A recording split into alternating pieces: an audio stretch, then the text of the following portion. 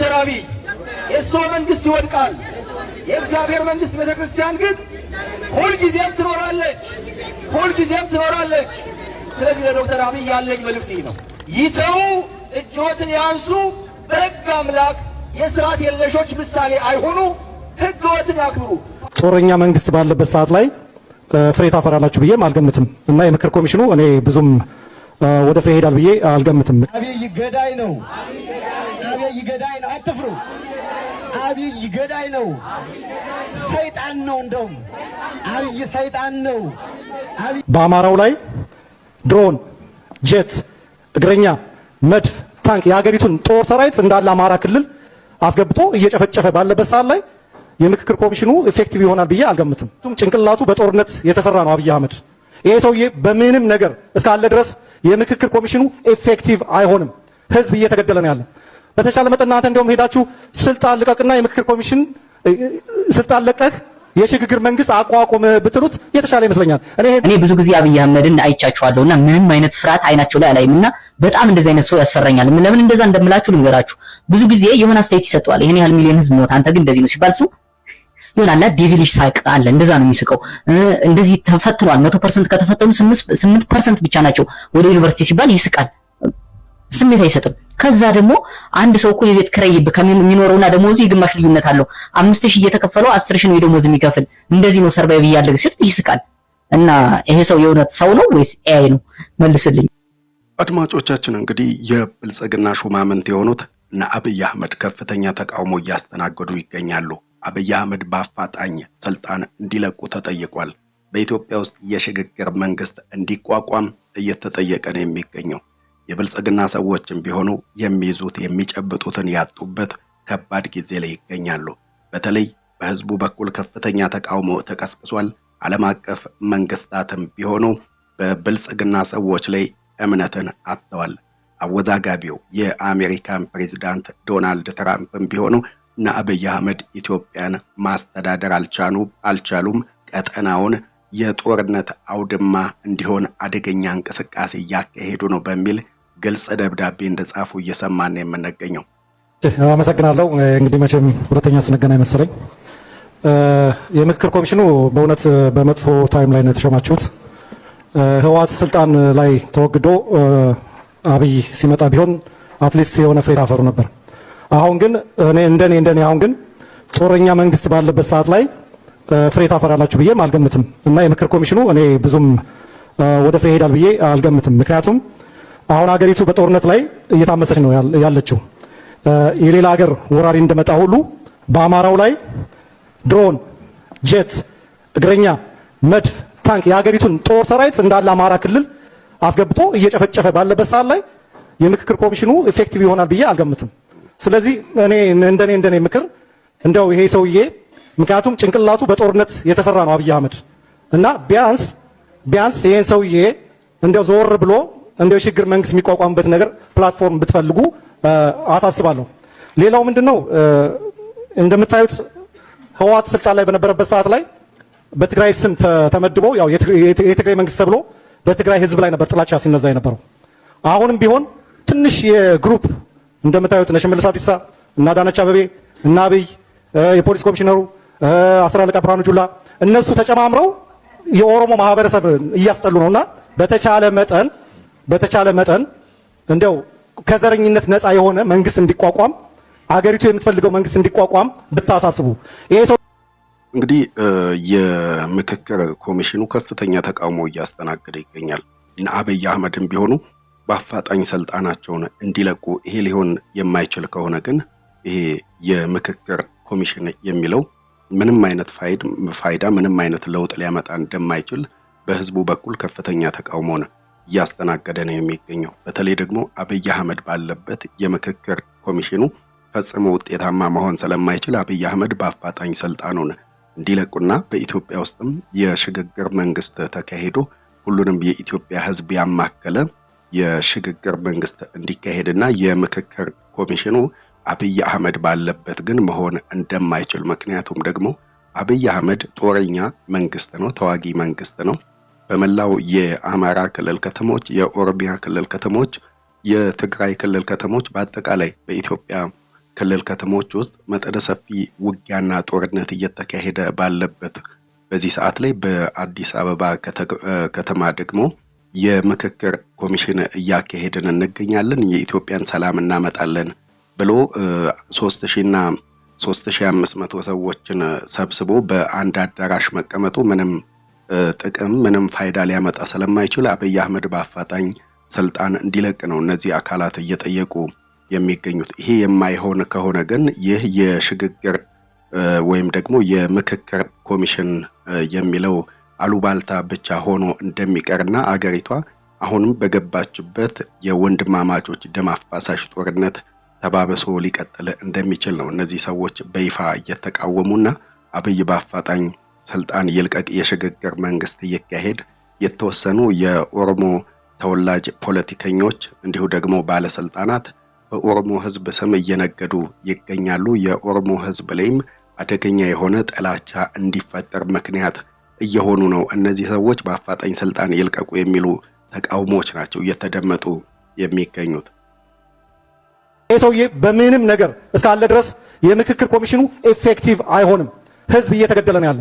በኦሮሚያ ኦሮሞዎች እየሞቱ ነው ያሉት። በትግራይም ያዣበበው ጦርነት እያያችሁ ነው። አማራ እየተጨፈጨፈ ነው ያለ። እኔ እውነት ነው የምናገረው። ሰላም ቢሆን ደስ ይለኛል። ኦሮሞ፣ አማራ፣ ከምባታ፣ ሀዲያ አንድ ቢሆን ደስ ይለኛል። ግን ይሄ ሰውዬ ጭንቅላቱ ማይንዱ የሚሰራው በጦርነት ብቻ ነው የሚሰራው አብይ አህመድ። ስለዚህ በተቻለ መጠን እኔ በእውነት ታሳዝኑኛላችሁ። እዛ ያላችሁት ለኢትዮጵያ ብዙ ነገር መስራት የምትችሉ ሰዎች ናቸው። ስለዚህ በዚህ ሰዓት ወቅቱ አይመስለኝም ምክክር ኮሚሽን። በተቻለ መጠን እናንተ እንደውም ሄዳችሁ ስልጣን ልቀቅና የምክክር ኮሚሽን ስልጣን ለቀቅ የሽግግር መንግስት አቋቁም ብትሉት የተሻለ ይመስለኛል። ትክክል ነው። እንግዲህ አገሪቱ በደም እየታጠበች ባለችበት፣ ህዝቡ በአጠቃላይ በጦርነት እየታመሰ ባለበት፣ የኑሮ ውድነቱ በተባባሰበት በዚህ ሰዓት ቢያንስ እኮ የምክክር ኮሚሽን ለማካሄድ ሲባል እኮ ጦርነት ይቆማል እኮ። ከማን ጋር ነው ምክክር የሚካሄደው? የትጥቅ ትግል እያካሄዱ የሚገኙት የትጥቅ አንጋቢዎች ወይም ደግሞ ወገኖቻችን እኮ በጫካ እኮ ከአገዛዙ ጋር እኮ እየታገሉ ነው የሚገኙት። ከማን ጋር ነው እየተመካከሩ ህገ መንግስቱን ለመቀየር ወይም ደግሞ የኢትዮጵያን ቀጣይ መጻኢ ዕድል ለመወሰን የሚመካከሩት? ከማን ጋር ነው? ከታጣቂዎች ጋር ካልተመካከሩ በሀገሪቱ ነፍጥ አንስተው ነፍጥ አንግበው በመንግስት ተበድለናል፣ በህዝብ እንዲሁ በመንግስት ተገፍተናል፣ የህልውና ትግል አለብን፣ ህልውናችን አደጋ ላይ ተጥሏል ብለው ትጥቅ አንስተው እየታገሉ ከሚገኙ ታጣቂዎች ጋር ምክክሩ የማይካሄድ ከሆነ ከማን ጋር ነው ምክክር ተብሎ የሚካሄደው? እንደነዚህ አይነት እውነቶችን መጋፈጥ የሚያስፈልግ ይመስለኛል።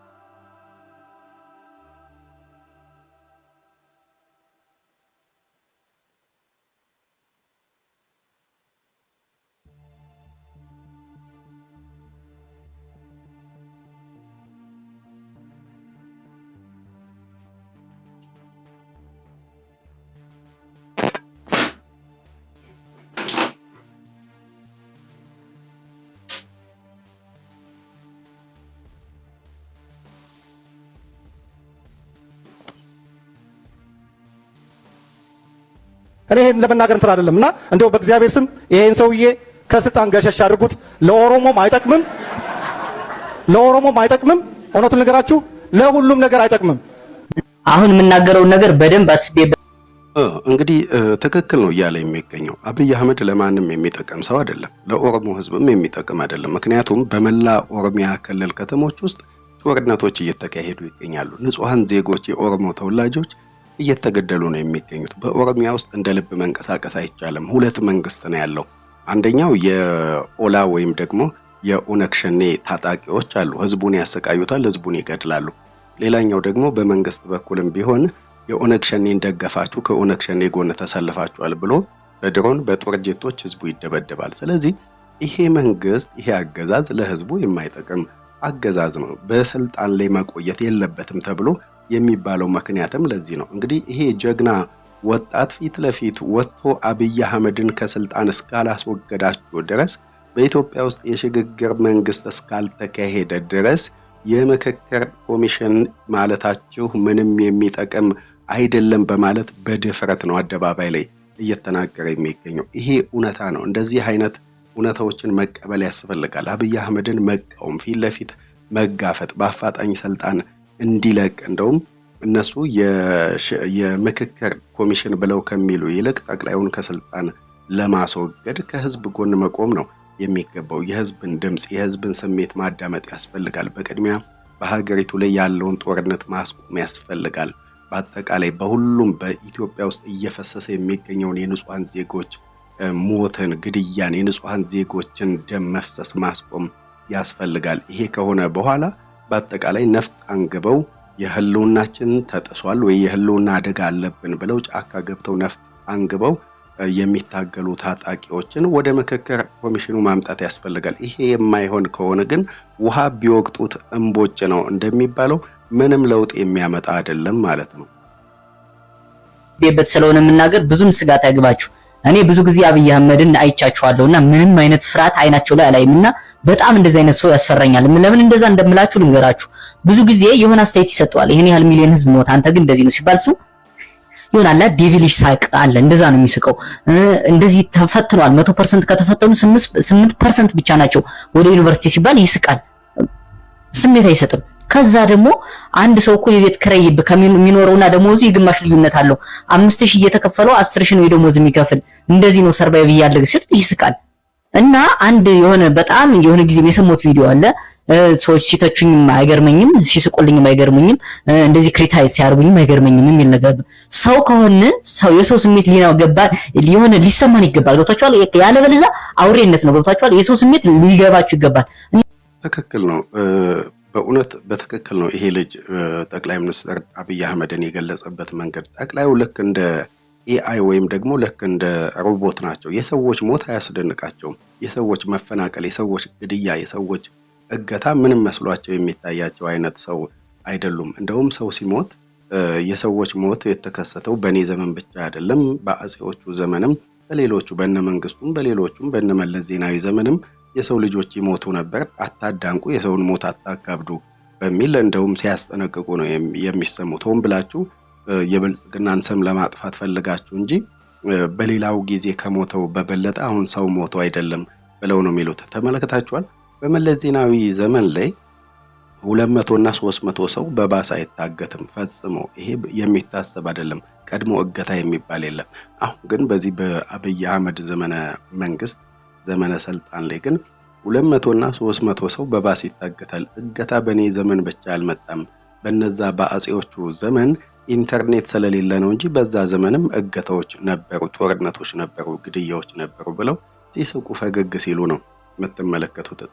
ቀድሞ ጠቅላዩ ሰው እየሞተ ንጹሃን ዜጎች እየተገደሉ ለምንድን ነው ዛፍ የምትተክለው ተብለው ሲባሉ እኮ ቢያንስ አስከሬናቸው ፀሐይ እንዳይመታው ነው ብለው ያላገጡ ሰው ናቸው። የሰዎች ሞት ምንም ደንታ የማይሰጣቸው አበባ መትከል፣ ችግኝ መትከል፣ ዛፍ መትከል ላይ ብቻ ያተኮሩ ሰው ናቸው። ዛፍ መትከል እኮ ዛፍ ለመትከል አበባ ለመትከል ችግኝ ለመትከል አይደለም እኚህ ሰው ወደ ስልጣን የመጡት። በቅድሚያ የሀገሪቱን የህዝቡን ደህንነት እንዲያስጠብቁ ነው። እሳቸው ግን የህዝቡን ደህንነት ከማስጠበቅ ይልቅ በሀገሪቱ ዛፍና ችቦ እየተከሉ ለሚሞቱ ሰዎች ጥላ እንዲሆን ነው ብለው ሲያላግጡ ትሰማላችሁና ይሄ ልጅ በትክክል ነው የገለጻቸው። በተለይ የብልጽግና ሰዎች በጣም ከሚባለው በላይ ህሊናቸውን እየሸጡ ባንዳ መሆናቸውን ነው የምትመለከቱት። እና ብዙ ጊዜ አስተያየት ሲሰጠው በደንብ አድርጋችሁ ተመልከቱ። ወይስ ቃል ወይ ሙድ ይዝባችኋል። ፓርላማ ላይ ስቲል ተቀምጠው የሆነ ነገር እንደዚህ ኑሮ ውድነቱ እንደዚህ እኮ በጣም ሰው በራብ ምክንያት እየሞተ ነው ሲባል እሱ ይስቃል ማለት ነው። ጀስት ቀለል አድርጎ ማለት ነው። እና እንደዚህ አይነት ሰው በጣም ነው የሚያስፈሩኝ። እንደ ሰው እኮ ኮንፊደንስ ምናምን በሰዎች ማኒፑሌት መደረግን ማቆም ትልቅ ነገር ነው። ግን ፊል ማድረግ የሚባል ነገር አለ። ምን ማለት ነው? የሆነ አስተያየት ሲሰጣችሁ ያን ነገር ተቀበሉትና የሆነ ፊልተር ለማድረግ እንኳን የሆነ ፈቃደኝነት ያስፈልጋል። እሱ ከገና ከተናገሩበት ጀምሮ ሰውን ሐሳባቸውን ያጣጥለዋል፣ ኢግኖር ያደርገዋልና እኔ በጣም ያስፈራኛል። ይሄ ሰው ምን ያህል ሬሶችን ቢያይ ነው? ምን ያህል የሰዎችን ሞት ቢያይ ነው እንደዚህ በጣም ስሜት ለስ ይሆነው ፊሊንግ ለስ ይሆነው ምናምን ብዬ አስባለሁና አንዳንዴ መልፋት ላይ ይጠበቅባችሁ ይችላል ለሱ መናገር ራሱ እውነቱን ለመናገር። ምክንያቱም እኔ ጆሮ ያስቀምጠዋል ብዬ አላስብም። ገብቷችኋል? አሁን የፓርላማውን እያዩት ነበር አይደል? እንደዚህ ምናምን ይለዋል። አሁንም ይነግረዋል የቤት ኪራዩ እንደዚህ ሆነ፣ እንደ ይሄን ያህል 8% ብቻ ነው ተማሪ ዩኒቨርሲቲ እየገባ ያለው፣ የቤት ኪራዩ እንደዚህ፣ ሰው ህዝቡ እየተወደደ ነው፣ የኑሮ ውድነቱ እንደዚህ እየተሰቃየ ነው ሲባል እሱ ይስቃል ማለት ነው። ምንም አይነት ስሜት የለውም። እንዴ ለምንድን ነው? እኔ አንዳንዴ በጣም ስለ እውነቱ በጣም የሚደንቅ ነው። ብዙ ጊዜ በተደጋጋሚ በፓርላማ ላይም ተመልክተናል። እነ ዶክተር ደሳለኝ ጫኔ ከዛ ቀደምም እነ ክርስቲያን ታደለ ከመታሰራቸው በፊት ጠቅላዩን ፊት ለፊት የሚጋፈጡ የሚቃወሙ ጠቅላዩ በሀገሪቷ ውስጥ ያለውን ውጥንቅጥ እንዲመለከቱ የኑሮ ውድነቱን እንዲመለከቱ ከዛም አልፎ ደግሞ በሀገሪቱ የጦርነት መባባሱን ተከትሎ ጦርነት እንዲቆም ጦርነቱን ማስቆም የማይችሉ ከሆነ የሀገሪቱን የህዝብ ደህንነት ማስጠበቅ የማይችሉ ከሆነ ስልጣን እንዲለቁ በተደጋጋሚ በፓርላማ ጥያቄዎች ተነስተዋል፣ ሐሳቦች፣ ትችቶች ተሰንዝረዋል። ጠቅላዩ ግን እነዚህን በተለይ ደግሞ የኑሮ ውድነት ተከሰተ፣ ህዝቡ የሚበላው አጣ፣ ህዝቡ የሚጠጣው አጣ የሚሉ ጥያቄዎች በፓርላማ አባላት በኩል ሲነሳ ከዚህ በፊትም ረሃብ ነበር፣ ምንም የሚበላም የሚጠጣም አልጠፋም፣ አገሪቷ እያደገች ነው፣ እየበለጸገች ነው፣ አይናችሁን ግለጡ፣ እንደውም ኢትዮጵያ ውስጥ ያለው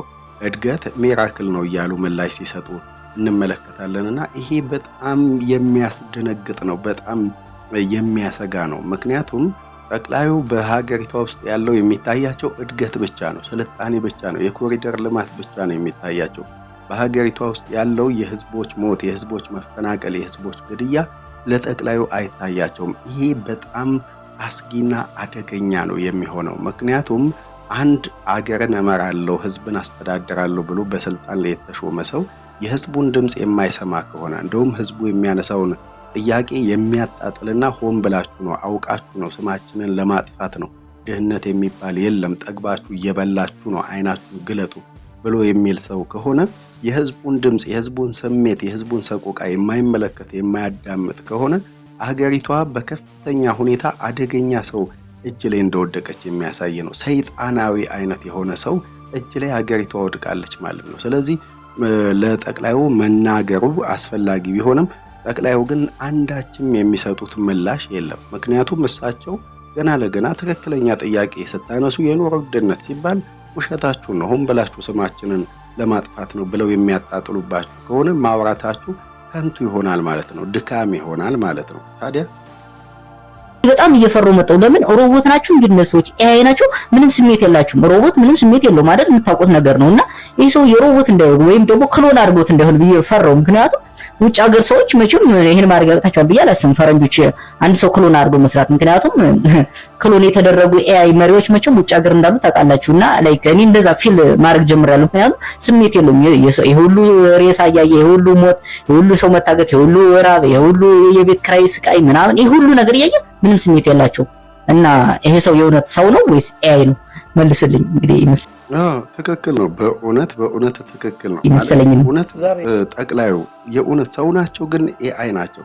እንደዚህ ለማለት ልጁ እንዲህ ለማለት የተገደደበት ምክንያት በሀገሪቱ ውስጥ ያለው ውጥንቅጥ፣ የኑሮ ውድነት፣ ህዝቡ የሚበላው የሚጠጣው ማጣቱ፣ ህዝቡ በከፍተኛ ችግር ውስጥ በወደቀበት በዚህ ሰዓት በሁሉም የኢትዮጵያ አቅጣጫ ጦርነት በከፍተኛ ሁኔታ ተባብሶ በቀጠለበት በዚህ ሰዓት በመላው የአማራ ክልል ከተሞች ትምህርት ቤቶች እየወደሙ ንጹሃን ዜጎች እየተገደሉ አቅመ ደካማ እናቶች እንዲሁ ሴቶች ህፃናት እየተገደሉ ክልሉ በጦርነት እየወደመ ባለበት በዚህ ሰዓት እነዚህን ጥያቄዎች በፓርላማ ላይ ቁጭ ብሎ ማንሳት ለጠቅላዩ የሚያስቅ ነው ወይ ደግሞ እነዚህን ጥያቄዎች ያጣጥሉታል። ከዛ በኋላ ደግሞ በቀጥታ ጥያቄዎቹን ያነሱ አካላትን ደግሞ አታክ ሲያደርጉ ትመለከታላችሁ።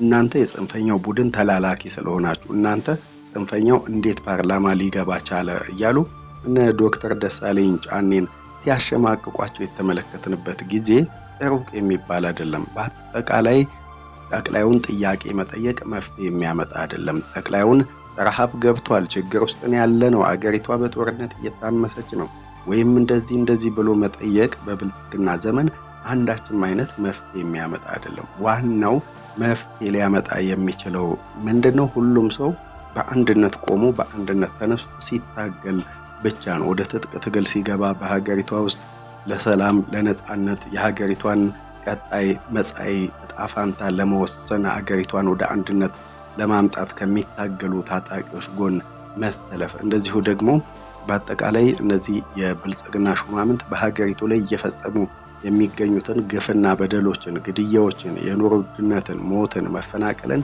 አለመለማመድ፣ እንደዚሁ እገታዎችን አለመለማመድ፣ ፊት ለፊት መጋፈጥ፣ ድምጽ የማያወጣ ከሆነ ህዝቡ ዝም ብሎ የሚመለከት ከሆነ ዝም ያለ ፈረስ ይጫናል ማለት ነው።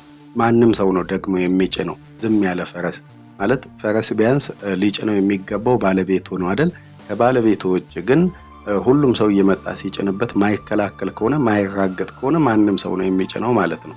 ስለዚህ ይሄ የኢትዮጵያ ህዝብ የሚጫንበትን በሙሉ እሺ ብሎ ዝም ብሎ የሚቀበል ከሆነ አገሪቷ በከፍተኛ ሁኔታ እየሄደችበት ያለው መንገድ በጣም አስጊ እንደሆነ የሚያመላክት ነው ማለት ነው።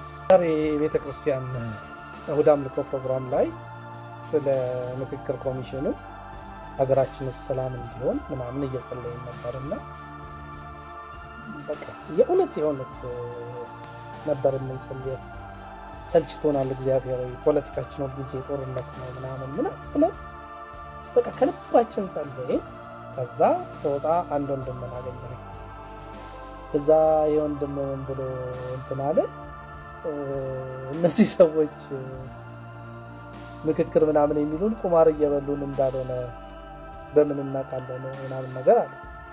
ማለት ጸሎታችን ራሱ ብክነት እንዳልሆነ ማለት ሽመልስ አብዲሳ ኦሮማራ ጥምረት ጊዜ ላይ አይ ቲንክ ሳት ብሎት ይሁን ወይም ደግሞ በልተ ብሎ አላቅም አባይን ተሻግረን ቁማሩን በልተናል ምናምን ብሏል። እና ፖለቲከኞቻችን ምን ያህል ኢማቹርድ እንደሆኑ የሚነገርና የማይነገረውን እንደማያውቁ የሚናገሩት እያንዳንዱ ንግግር ለሀገር በረከትና እርግማን እንደሆነ በጣም ተረዳሁ። እና በተለይ ደግሞ እንደነ አቶ ሽመልስ አብዲሳ ያሉ ባለስልጣናትና ሹማምንት የሚሉትን አያውቁም። በድብቅ የሚመካከሩትን በድብቅ የሚወያዩትን ህዝብ ላይ ለመፈጸም ያቀዱትን በሙሉ ልክ ሚዲያ ላይ ብቅ ሲሉና ሚዲያ ሲያገኙ ያወጡታል። የነሱ ደግሞ የሚደንቀው ልክ መንፈስ ቅዱስ አፋቸውን ከፍቶ የሚያናግራቸው ነው እኔ የሚመስለኝ። ምክንያቱም በፍጹም የማይነገሩ አንዳንድ ነገሮችን ሲናገሩ ታደምጣላችሁ። እንግዲህ ከ60 ሚሊዮን በላይ በኢትዮጵያ ውስጥ ያለው የህዝብ ቁጥር የአማራ ተወላጅ ነው ይባላል። አቶ ሽመልስ አብዲሳ ግን ወደ ስልጣን በመጡበት ጊዜ ወደ አባይ ተሻግረን ሄደን ቁማሩን በልተናቸዋል፣ ነፍጠኞችን ነፍጣቸውን ቀምተን እኛ ታጥቀናል፣ ከዚህ በኋላ የሚያሰጋን ኃይል የሚያሰጋን አካል የለም፣ ከዛም አልፎ ደግሞ ትልቋን ኦሮሚያ እንገነባለን በሚል በተደጋጋሚ ሲገልጹ ይደመጣል። እና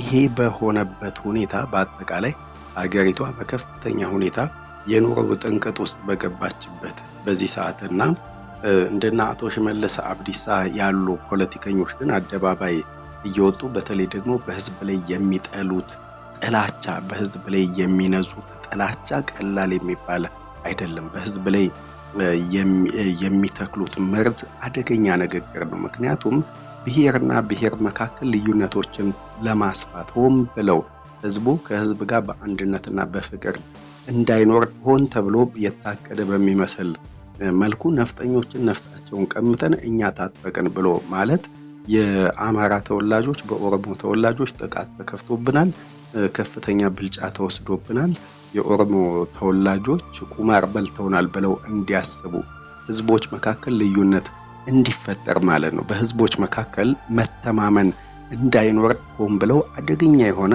ሴራ ሲጎነጉኑ ሴራ ሲሰሩ ትመለከታላችሁ። ታዲያ ይሄ የነ አቶ ሽመልስ አብዲሳ የፖለቲካ እቅድ ቀላል የሚባል አይደለም።